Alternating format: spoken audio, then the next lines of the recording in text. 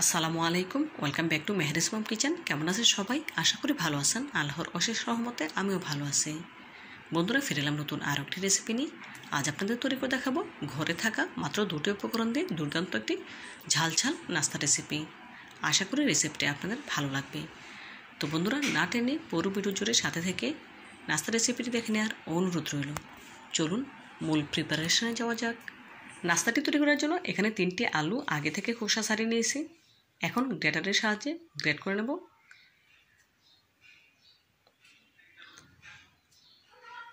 একই প্রসেসে সবগুলো আলু গ্রেট করে নেব।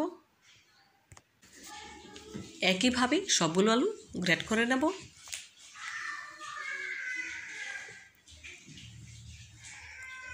দেখুন বন্ধুরা, সবগুলো আলু গ্রেট করে নেওয়া হয়ে গিয়েছে। এখন একটি মিক্সিং বোলে তুলে নেব। এখন পর্যাপ্ত পরিমাণে পানি দিয়ে দেব গ্রেট করে রাখা আলুগুলো ধুয়ে নেওয়ার জন্য। এতে করে আলুতে যে খসটা রয়ে গিয়েছে সেটা চলে যাবে। এখন হাত দিয়ে খুব ভালোভাবে চেপে পানিটা নিংড়ে নেব।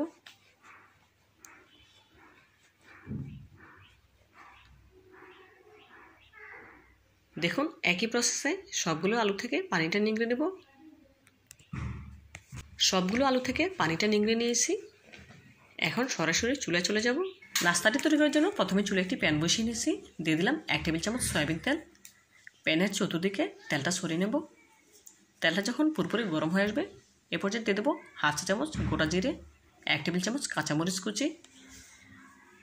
এখন গ্যাসের ফ্লেম লো হিটে রেখে এগুলো ভেজে নেব 1 থেকে 1.5 মিনিটের মতো। দেখুন বন্ধুরা, এই পর্যায়ে ভেজে নেওয়া হয়ে গিয়েছে। এখন এর সাথে অ্যাড করে দেবো মেজারমেন্ট কাপের 1 কাপ পানি।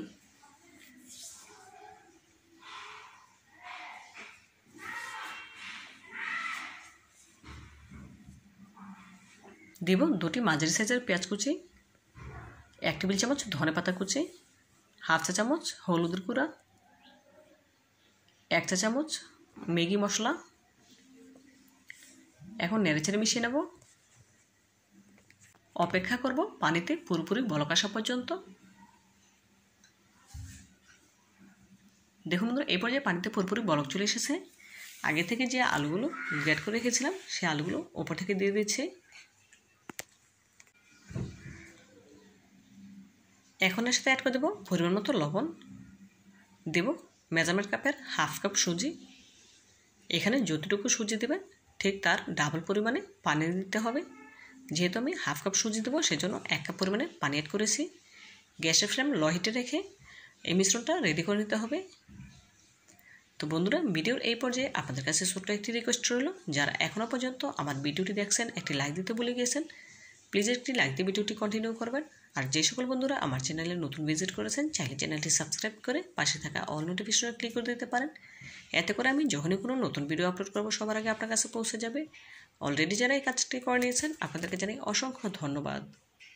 বন্ধুরা, অনবরত নেড়েচেড়ে এই মিশ্রণটিকে একটি ডোয়ে পরিণত করে নিতে হবে।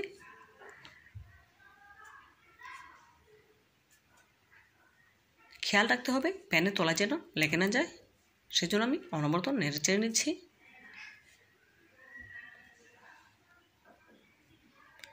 দেখুন বন্ধুরা, এই পর্যায়ে মিশ্রণটি আমার রেডি হয়ে গিয়েছে। একেবারে একটি ডোয়ের মতো হয়েছে পারফেক্টভাবে। এখন গ্যাসের ফ্লেম অফ করে দিয়ে চুলা থেকে প্যানটি নামিয়ে নেব। চুলা থেকে নামিয়ে একটি সরানো প্লেটে মিশ্রণটি নিয়ে নিচ্ছি।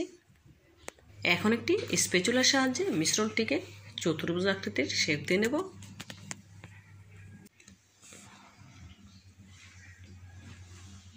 দেখুন বন্ধুরা, মিশ্রণটি আমি চতুর্ভুজ আকৃতির করে নিচ্ছি। দেখেই বুঝতে পারছেন আমি চতুর্দিক থেকে চেপে চেপে দিচ্ছি যাতে করে ভেতরে কোনো ফাটা অংশ না থাকে।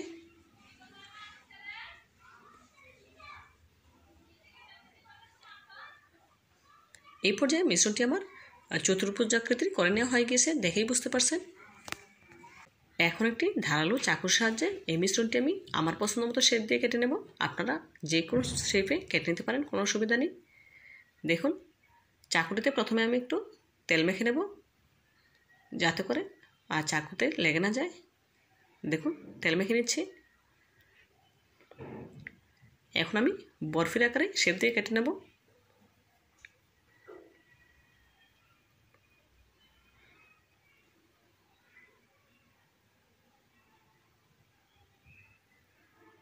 এই কাজটি খুব সাবধানে করতে হবে, যেহেতু মিশ্রণটি অনেক সফট সেজন্য।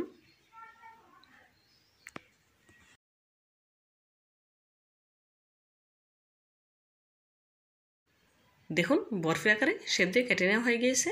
এখন একটি তুলে দেখাবো।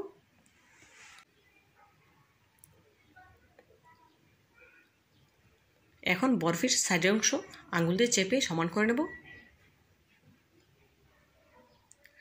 একই প্রসেসে সবগুলো বরফি এভাবে করে সমান করে নেব। দেখুন সবগুলো বরফি একই প্লেটে তুলে নিয়েছি। এখন ভেজে নেওয়ার পালা। ভেজে নেওয়ার জন্য প্রথমে চুলে একটি প্যানে দিয়ে দিয়েছি পরিমাণ মতো সয়াবিন তেল। তেলটা পুরোপুরি গরম করে নিয়েছি। এখন এক এক করে গরম তেলে বরফিগুলো ছেড়ে দেব।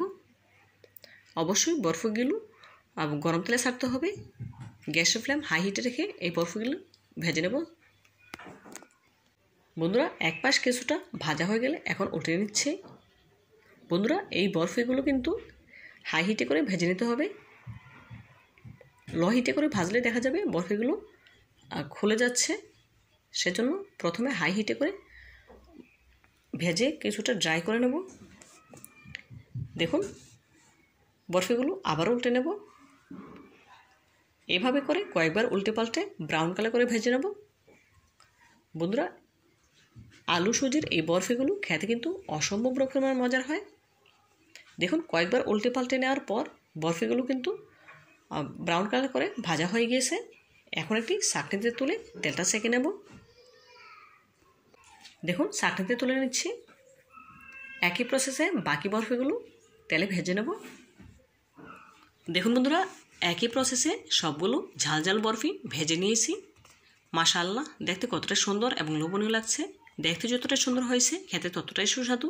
আপনারা একবার হলেও বাসায় এভাবে ট্রাই করবেন, খেয়ে আমাকে কমেন্ট করে জানাবেন কেমন হয়েছে। তো বন্ধুরা আমার এই রেসিপিটি যদি আপনাদের একটু হলেও ভালো লেগে থাকে প্লিজ লাইক কমেন্ট এবং শেয়ার করবেন। আর আমার চ্যানেলটি সাবস্ক্রাইব করে আমার পাশে থাকতে একদম ভুলবেন না। আজকের মতো বিদায় নিচ্ছি। দেখা হবে নতুন কোনো রেসিপিতে নতুন কোনো দিনে। ভালো থাকবেন সবাই। আল্লাহ হাফেজ।